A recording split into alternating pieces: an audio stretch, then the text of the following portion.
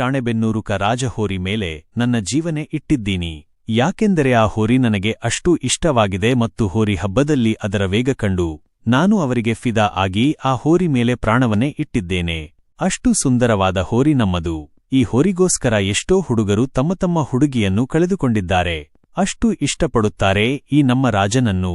ಇವನ ಹಬ್ಬ ಎಲ್ಲೇ ಇರಲಿ, ದುಡ್ಡು ಎಷ್ಟೇ ಖರ್ಚಾಗಲಿ, ಇವನ ಹಬ್ಬ ನೋಡಬೇಕು ಅನ್ಕೊಂಡ್ರೆ ಮುಗೀತು, ಬಿಡೋ ಮಾತೇ ಇಲ್ಲ. ಅಷ್ಟು ನಮಗೆ ಇಂಟ್ರೆಸ್ಟ್ ಮಾಡಿದ್ದಾನೆ. ಬಹುಮಾನಕ್ಕೋಸ್ಕರ ಹಬ್ಬ ಮಾಡೋರು ಅವರು ಫಿಕ್ಸಿಂಗ್ ಆಯ್ಕೆ ಮಾಡಿಕೊಳ್ಳುತ್ತಾರೆ. ಆದರೆ ನಾವು ಹಾಗಲ್ಲ, ಪ್ರೀತಿ ಅಭಿಮಾನಿಗಳಿಗೋಸ್ಕರ ಹಬ್ಬ ಮಾಡುತ್ತೇವೆ. ಅವರು ಬಹುಮಾನ ಕೊಟ್ರೂ ಒಂದೇ, ಕೊಡಲಿಲ್ಲ ಅಂದ್ರೂ ಒಂದೇ. ನಮ್ಮ ಹೋರಿ ಯಾವತ್ತಿದ್ರೂ ಟಾಪು. ಅದಕ್ಕೆ ಇವನಿಗೆ ಲಕ್ಷಾಂತರ ಅಭಿಮಾನಿಗಳು ಇದ್ದಾರೆ.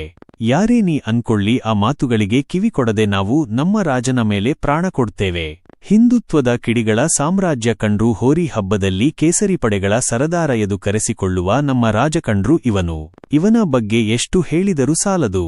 ಯಾಕೆಂದರೆ ಅಷ್ಟು ಹೆಸರು ಮಾಡಿ ಹಿಸ್ಟರಿ ಕ್ರಿಯೇಟ್ ಮಾಡಿರೋ ಧೀರ ಕಂಡ್ರು ಇವನು. ಈಗಿನ ಹೋರಿ ಹಬ್ಬದ ವಾತಾವರಣ ನೋಡಿದ್ರೆ ಬೇರೆಯವರು ಫಿಕ್ಸಿಂಗ್ ಅಂತ ಮಾಡ್ಕೊಳ್ತಾರೆ. ಅದು ನಮಗೆ ಬೇಡ.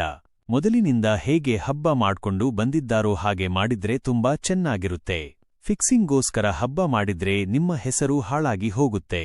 ಅದೇ ದುಡ್ಡು ತಗೊಂಡು ಏನಾದ್ರೂ ಬಿಸ್ನೆಸ್ ಮಾಡಿದ್ರೆ ದುಡ್ಡು ಮತ್ತೆ ನಿಮಗೆ ರಿಟರ್ನ್ ಬರುತ್ತೆ. ಅದನ್ನ ಬಿಟ್ಟು ಆ ದುಡ್ಡನ್ನ ಹಬ್ಬದಲ್ಲಿ ಹಾಕಿ ಫಿಕ್ಸಿಂಗ್ ಮಾಡ್ಕೊಳ್ಳೋ ಅವಶ್ಯಕತೆ ಏನಿರುತ್ತೆ ಹೇಳಿ. ಅದಕ್ಕೆ ನಿಯತ್ತಿಂದ ಹಬ್ಬ ಮಾಡ್ರಿ. ಈ ನಮ್ಮ ಹೋರಿ ಹಬ್ಬ ಎಷ್ಟರ ಮಟ್ಟಿಗೆ ಫೇಮಸ್ ಆಗಿದೆ ಅಂದ್ರೆ ಆ ವಿಷಯನ ಊಹೆ ಮಾಡ್ಕೊಳ್ಳೋಕೂ ಆಗಲ್ಲ.